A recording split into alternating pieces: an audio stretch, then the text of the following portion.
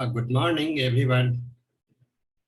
So we have seen the political crisis in Maharashtra.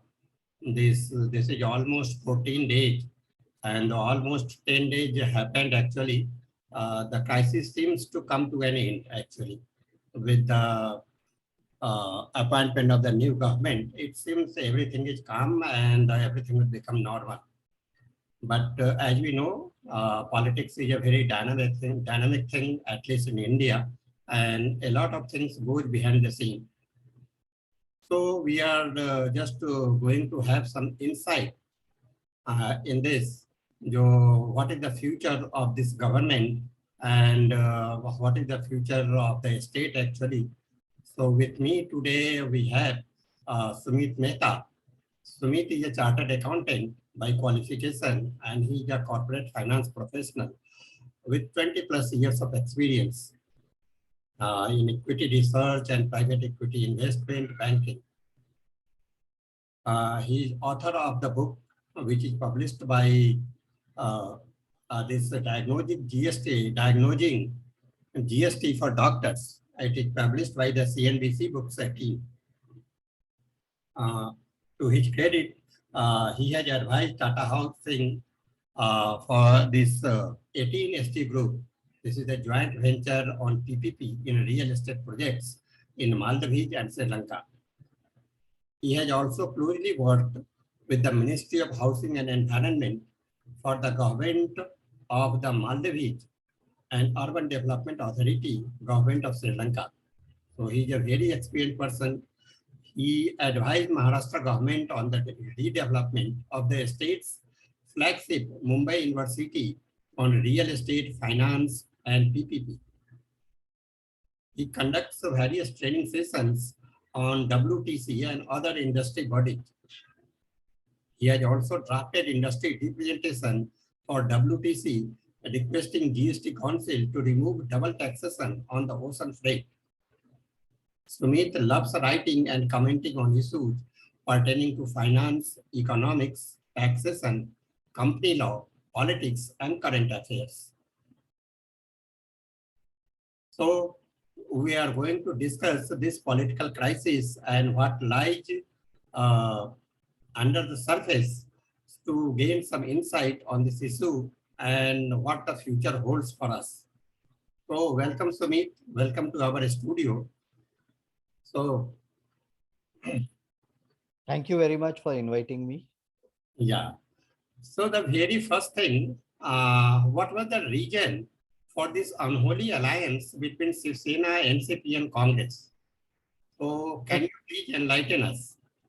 See, 2019 assembly elections of Maharashtra were fought jointly by Shiv Sena and BJP under the leadership of the then CM Devendra Fadnavis. And it was very clear because all the banners, all the posters, all the rallies, Devendra used to say that I am coming back, you have to elect me and my government. And Shiv Sena was in an alliance with Devendra. Initially, before the alliance was finally finalized, there was a lot of talks about the seat sharing, that how many seats will BJP get, how many seats Shiv Sena will get.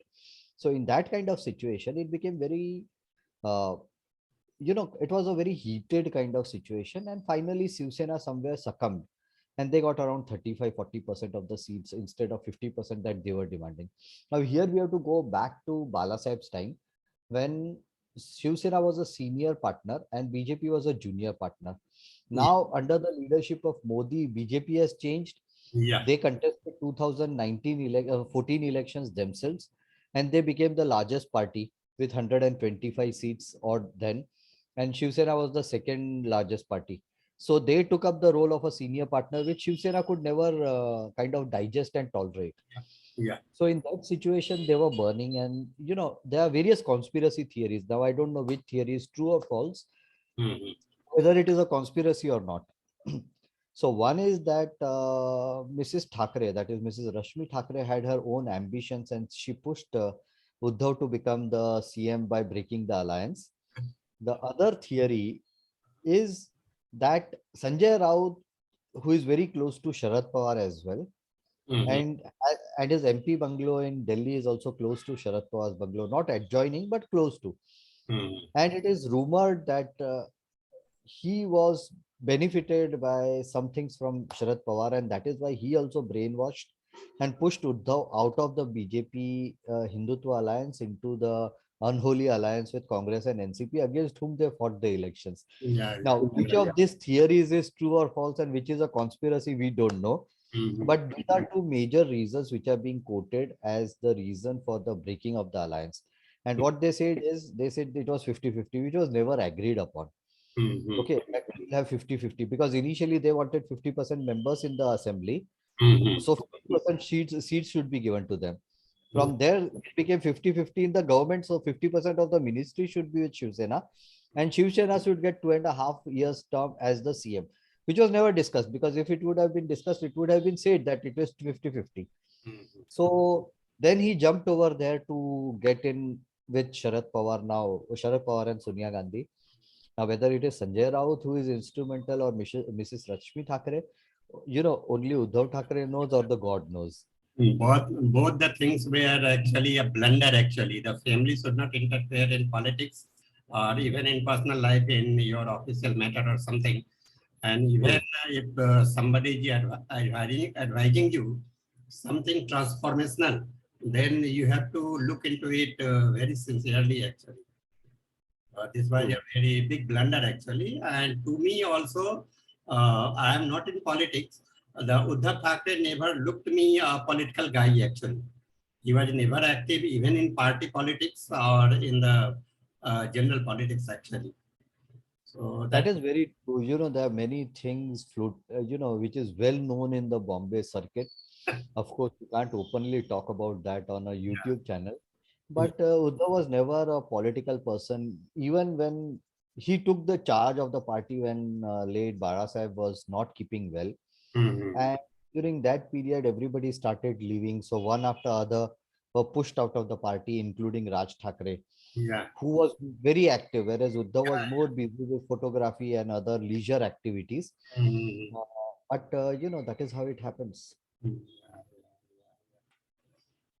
So we come to our this second question.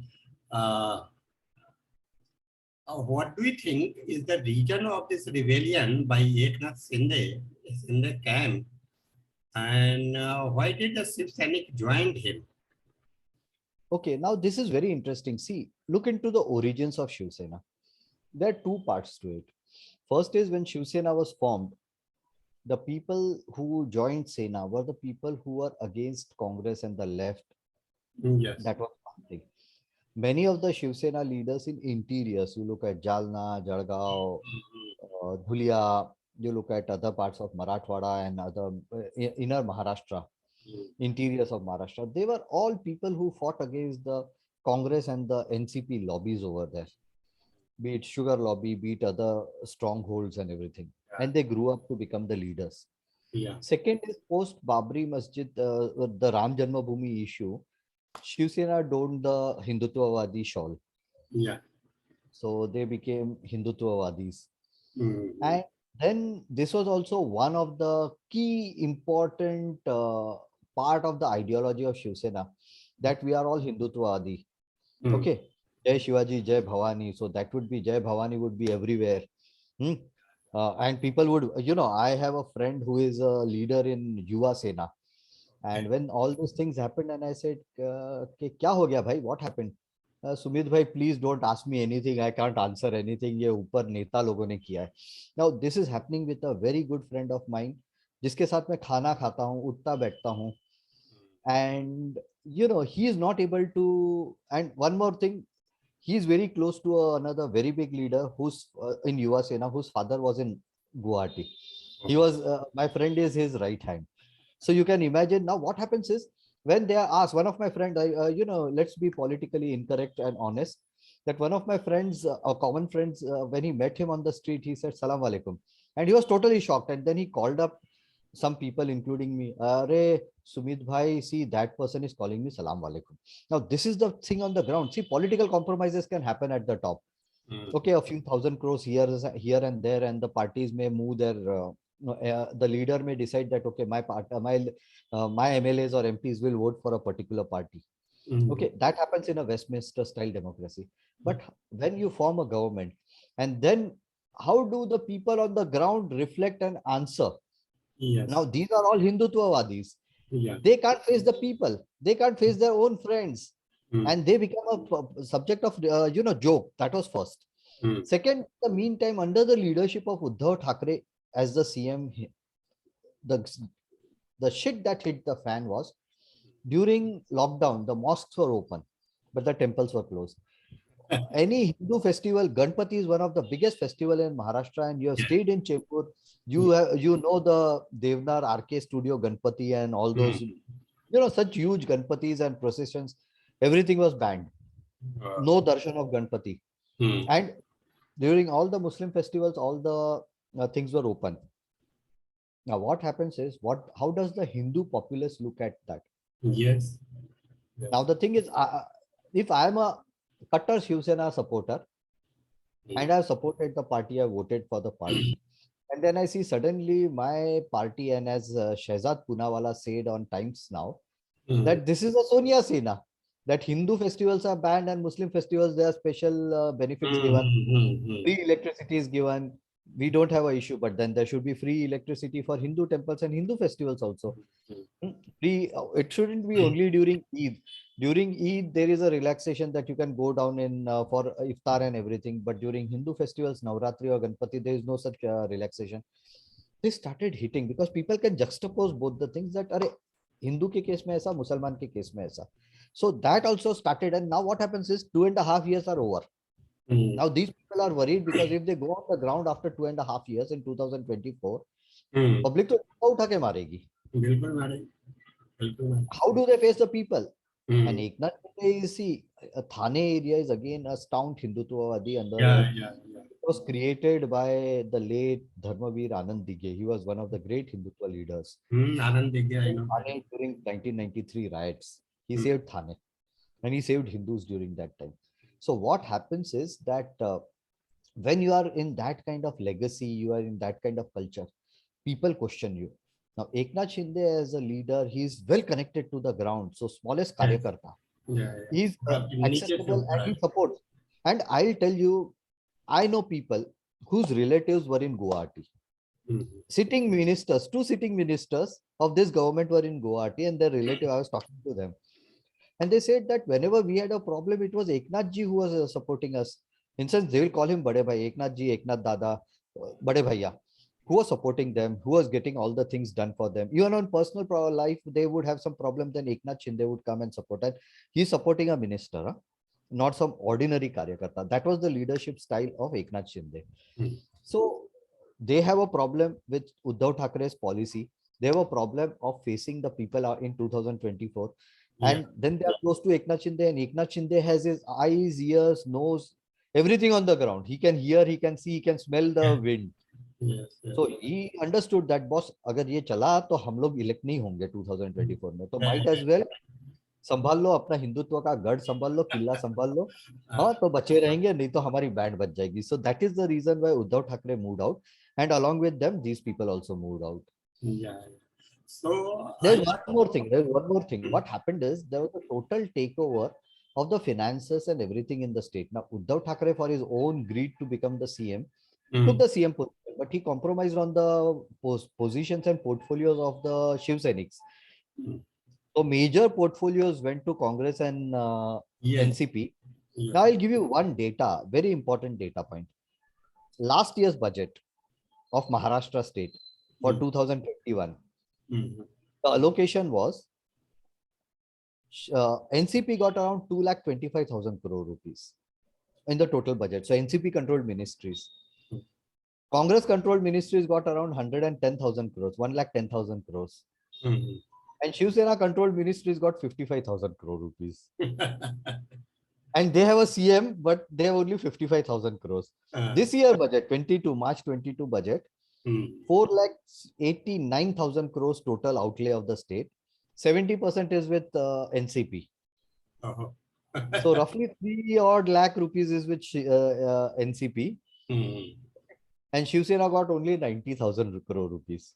So, you know, there is a problem with the people also. I was talking to some person who is very close in Shiv Sena on the, I said, what? So, अगर दो चार अच्छी ज्यादा ministry मिल जावे तो अच्छा ही है ना हमारे लिए. So even this is one of the factors which we shouldn't ignore. Yeah, yeah. So actually, I was also in Mumbai from 1991 to almost 2011. After that, I moved out. So earlier, as I remember, I was very much interested in politics, a common guy actually. So I thought the Hindutva was not a plan for this Shiv Sena earlier. Earlier, Shiv Sena was only talking about Shivaji and the Maharashtrians. They are opposed to everything. They are opposed to everything. The only thing when the Rath Yatra happened, that Lal Sadhwani took to Ayodhya and the Babri Masjid and all that happened, and they become a little closer, the BJP and Shiv Sena. The Shiv Sena switched to this the Hindutva plank actually. So earlier I never saw Bala Sahib Thackeray or talking about the Hindutva or anything. All the time it was about the Maharashtra and the Shiv Sena. It was Which very are not Marathi divided. Manus. When Shiv So Sena was formed in 1965, the whole plank was Marathi Manus. Because by then, Maharashtrians came in, there were two sections. One was the original Kodi Agri, who are the original residents of yeah, Bombay. yeah, they are the originals actually. They are the original residents. Mumbai is their city, actually. Yeah, yeah, it is. And then when British came in, British got the Gujaratis, be it the Hindus or the Jains or the Bora Muslims or the Parsis from Surat to establish in Gujarat, in Bombay. It was in Bombay to set up the businesses and everything. Then they started with the textile mills, and they required labor. So labor started coming in from Konkan region. So Shiv Sena, and then then South Indians came in from Kerala, from Tamil Nadu. Then you started seeing after the pre-independence period, Marwadi started coming in, Rajasthani started coming in good numbers. After independence, due to partition, we had Sindhis and Punjabis coming in from Punjab, from Pakistan. That is Due the to Sindh. port was there and business was growing there.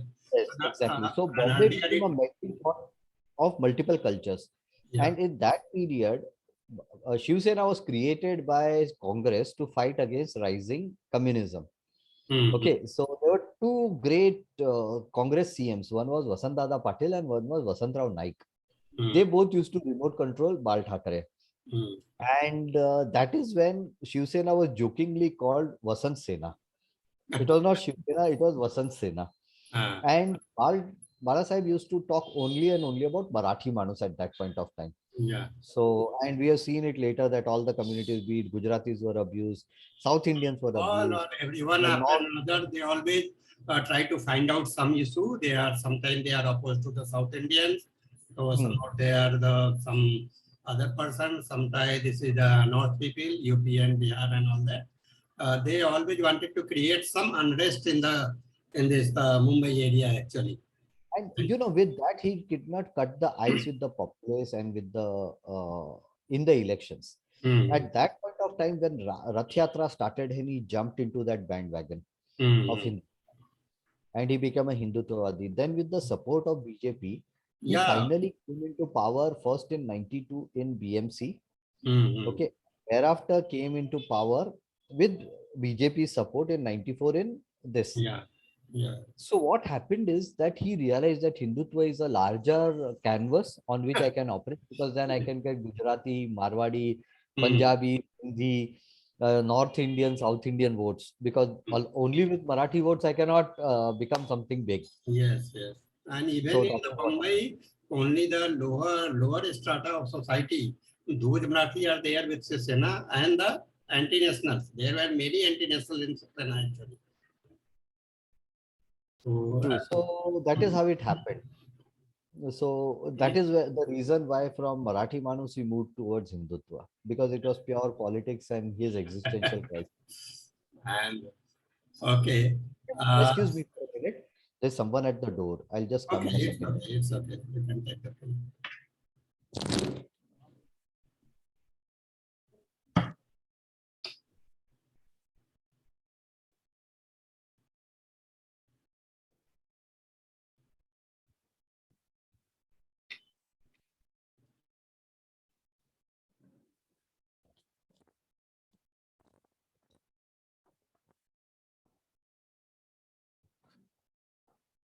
Yes, I'm back.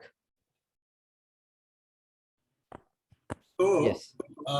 do you think that BJP supported this revolt that Eknath Shinde did? Well, it looks like definitely BJP did provide logistical support and everything to to Eknath Shinde camp.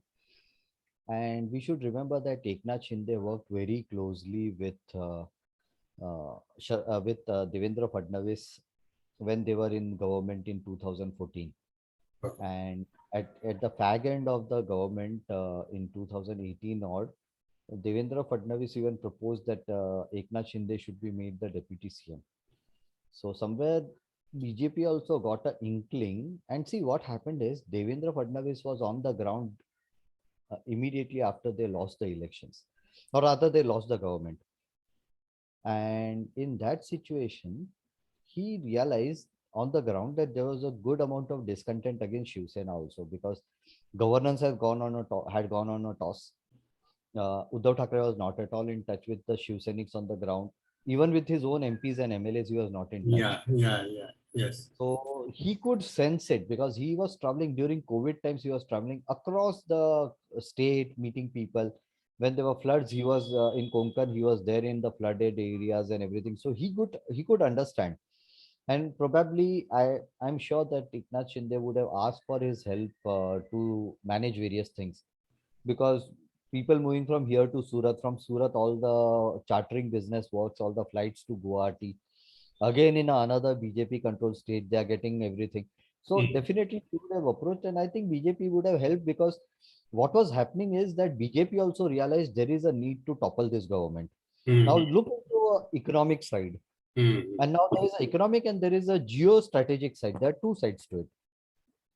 In lockdown, the things were destroyed. The way the lockdown continued, these people destroyed the state. I remember a friend of mine who is on one of the committees of one of the trade bodies. That friend was talking to a leading industrialist. Okay, very big industrialist of India, comes on front page of various newspapers at times whenever the company is in news. And that industrialist told that, and this is around last year, the same time, July, August. And he said that Shiv Sena has pushed the government back, the state back by 10 to 15 years. Within 1.5 years of power, if they are able to push the state 10 to 15 years behind, then imagine what is the situation.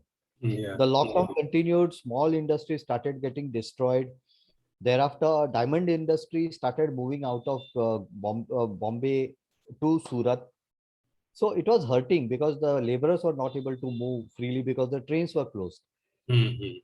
People had to travel by bus, and at times the person who is staying in Virar Vasai but has to come down to say Kurla or Chembur or Vashi for a job, then he has to do all the headache, or from Ambernath Badlapur to Andheri. He's screwed up. His life is totally destroyed. Spending 4 hours in bus, spending lot of money, and people get tired and they end up that is how the industry started moving. Then there was all this Vasuli scam, 100 crore target to Sachin Vaze, collecting money from dance bars, from businessmen. Uh, Ambani, imagine the 10th richest man in the world, the richest man in Asia. Hmm? mm. There is a threat on him. I don't know how many 100 crores or 1,000 crores they asked him, Mm. but I wouldn't be surprised if the number is much higher. Mm. And then the gelating sticks, and the government is like the Maharashtra Shiv Sena, I can say Uddhav Thakarey led government is trying to cover the whole operation. It cannot happen. See the message that goes out to the industry and the international investors that Maharashtra is an unsafe place. If Yeah. you invest, then tomorrow there can be a Scorpio with gelatin sticks parked near your house, near your factory, near your office, demand to threaten you with money for money. Mm. So this had a huge negative impact. I'm myself from private equity sector, and when we talk to foreign funds and everyone, they also say what is happening because they read about it. Mm. And the state government was very complacent. Of course, the anti-national elements, you look at Congress or NCP and left and all, they never spoke about it because they care a damn about the state. State डूब गया तो क्या होगा? दूसरा बंगाल बन जाएगा. What is the difference? Industry गई तो क्या होगा? लोग बेकार हो जाएंगे. उसमें क्या फर्क पड़ता है? So these were the kind of things. Second was the geostrategic impact. Now, what happens is the government goes out to various countries like Japan. They say we'll set up a bullet train. Now, this bullet train, the Mm. original idea is this Mm. DMRC is from Bombay to Delhi. So the first trench they said it Bombay to Ahmedabad, and then from Ahmedabad to Delhi we'll do in the second phase, because second phase is going through the hilly areas and all that. The terrain is much more difficult. This is a easier terrain.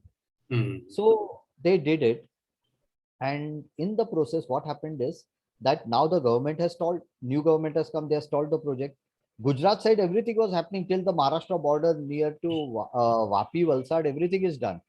And here nothing has happened. Land acquisition has not happened. Now the thing is, tomorrow if Modi government goes out to some other country and says that we want to do some infrastructure projects and your company should come in, your government can give some support to the to your company to fund these projects. What happens? Nobody will trust Modi government. They'll say that tomorrow if the government goes, your government is there, it's okay. Tomorrow if your government goes and some other government comes in, then how do we trust that they will allow this project to happen? Same happened with metro. The way they stalled the metro project, the cost increased by 10,000 crore rupees. 10,000 crores is a huge number. You know how precious this amount is, and this taxpayers' money. Plus, it was Korean company who was involved in this. Now they will say that if this continues, then nobody is going to deal with India, because they'll say in a federal structure that we talk about, and if a new government comes, they stall the project. What do? We'll not touch India. So it was a need of the hour to topple this government so that our international commitments can be fulfilled. So that was also one of the reasons why probably BJP definitely looked at supporting Eknath Shinde camp. I also remember when I was in Mumbai, and then the Maharashtra was the topmost state actually in terms of the investment by the foreign nationals actually. Whichever company wanted to come to India, the Maharashtra was the first person they wanted to go there, and especially Bombay actually. I'll tell you one more interesting incident here. Chinese companies, 18 Chinese companies came down to, instance foreign owned Chinese companies who are having setups in China, manufacturing facilities in China came down to Bombay. And I'm telling you, this happened in the very big trade organizations meeting. It was a meeting where World Trade Organization's Global Value Chain Report was launched in India. And Maharashtra's Development Commissioner was also invited to launch that report. And the president of that particular industry body, I don't want to name and quote that person because they'll face problems with Congress and others, openly told in front of WTO officials, told the government of Maharashtra official that please don't do this. 18 companies that come down to Bombay, they saw all what is happening here in Maharashtra and prefer to go to Vietnam instead of coming here. That was the kind of situation in Maharashtra when these people were ruling. And this happened last year when Global Value Chain Reports was launched. Imagine people came to Bombay. It was like that, there is a saying by Alexander, I came, I saw, I conquered. Here they came, they saw, and they ran away. Oh, when I was saying the Enron crisis happened, the Enron, they just looted this company actually. Earlier, this Congress and all that, then the Shiv Sena came in power and all that. So when that company ran away, after that, I never saw any big company coming to India and going to this Maharashtra actually.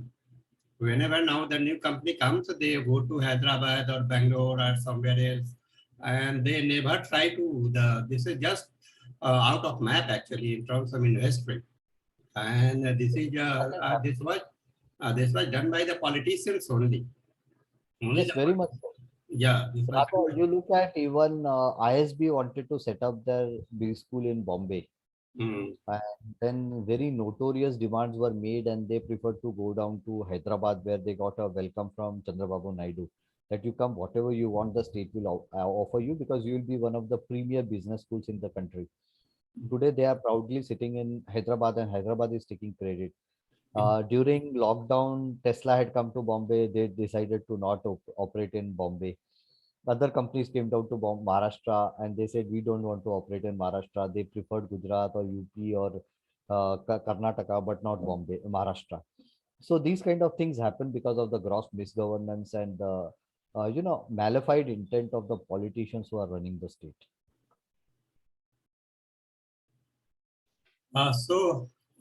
This was actually, I think we have left with hardly 5 minutes or so. So if you get disconnected, just join again with this link, the same link. Sure, chalega. Or we can just disconnect and add so that one same question can be done. You don't have to cut and edit more. No, actually, I don't want to cut. That would be better, I think, because I Yeah, think we have left with the two questions. So yeah. we just disconnect this and then Ah, we can join again. That will be better, actually, so that will that be you better. can explain in a better way. Yes. So thank you, guys. This is the first part of the interview. So we'll be coming again with Mr. Sumeet Mehta, and we will be just giving his insight on this the political crisis that had happened and what we can learn from this crisis. Because I have also started, I already made a video. What is the corporate lesson from this Maharashtra crisis? What the corporate world can learn, especially the corporate India, from this crisis. So that is also a very interesting video. I'll be uploading that. You must watch the video and give your comments there. So thank you. Please like and share the video and do put your comments if you have any opinion, any views on this. Then thank you so much. Thank you. Okay, so thank you, Sumit. We'll be joining Okay. again. Thank you. Okay. I'll join in a minute or so. You just okay.